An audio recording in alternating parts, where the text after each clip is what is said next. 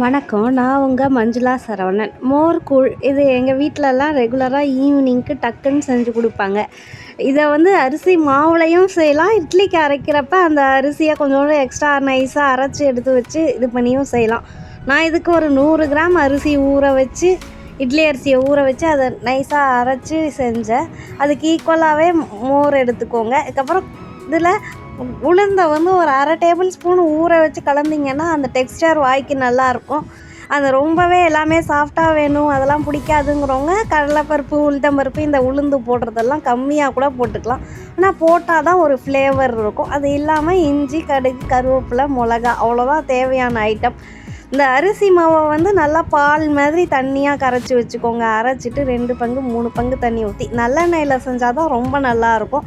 கொஞ்சம் எண்ணெயும் நல்லா ஊற்றிக்கோங்க. எண்ணெயை நிறையா ஊற்றி எண்ணெய் சுட்ட உடனே கடுகு போட்டுக்கோங்க.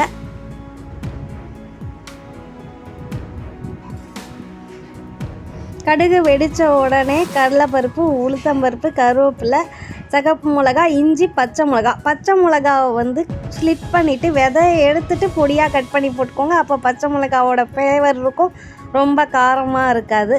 அந்த உளுந்து ஊற வச்சோல அதையும் போட்டு எண்ணெயில் ஒரு பெரட்டிட்டு ஃபஸ்ட்டு இந்த அரிசி மாவை தண்ணியில் கரைச்சி வச்சுருக்கோம்ல, இதை அரைச்சி கலந்தாலும் சரி, இல்லை ரெடிமேட் ரைஸ் ஃப்ளாரை கலந்தாலும் சரி, ரெண்டுமே நல்லா வரும். இது அரை கப்பு அரிசி மாவு ரெடிமேடாக இருந்தால் போட்டுக்கோங்க.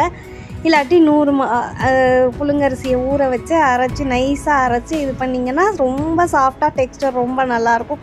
ட்ரை பண்ணி பாருங்கள். இது நல்லா இந்த அளவுக்கு கெட்டியாகிற அளவுக்கு கிண்டிட்டு உப்பும் அதுலேயே நான் போட்டேன், பெருங்காயமும் வெல்லமும் மட்டும் இப்போ சேர்த்துட்டு மோர் தேவையான அளவு கிட்டத்தட்ட எவ்வளோ அரிசி மாவு எவ்வளோ கரைச்சிங்களோ அதுக்கு ஈக்குவல் மோர் நல்லா தண்ணியாக கரைச்சி அதையும் போட்டு நல்லா ஓரளவுக்கு கெட்டியாகிற அளவுக்கு கிண்டிட்டு சேர்ந்து வந்த உடனே ஒரு 2-3 நிமிஷம் சிம்மில் மூடி வச்சிங்கன்னா அந்த கொஞ்சம் நஞ்சம் கட்டி இருக்கிறது இதாகி நல்லா சாஃப்டாக வெந்துடும். லேசாக மேலாப்பில் கொஞ்சோண்டு நல்லெண்ணெய் ஊற்றி பரட்டி வச்சுட்டு இது அப்படியே சாப்பிட்ணுன்னா சூடாக கிண்ணத்தில் அப்படியே வச்சு சாப்பிட்லாம்.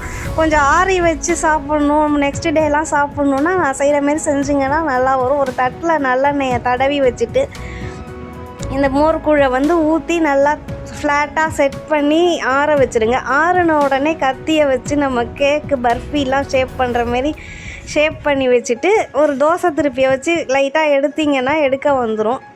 சைடில் எடுத்துட்டு அப்படியே வேணுங்கிற சைஸில் இது பண்ணி நல்லா ஆற வச்சிங்கன்னா சாப்பிடவும் ஈஸியாக இருக்கும், எல்லாருக்கும் ரொம்ப பிடிக்கும்.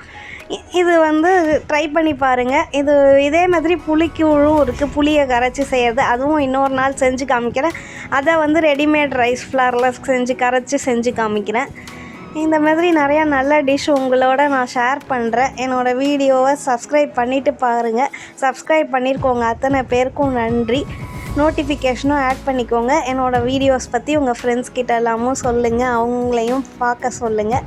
இணைந்திருக்கும் அனைவருக்கும் நன்றி. மற்றொரு வீடியோவில் விரைவில் சந்திக்கலாம்.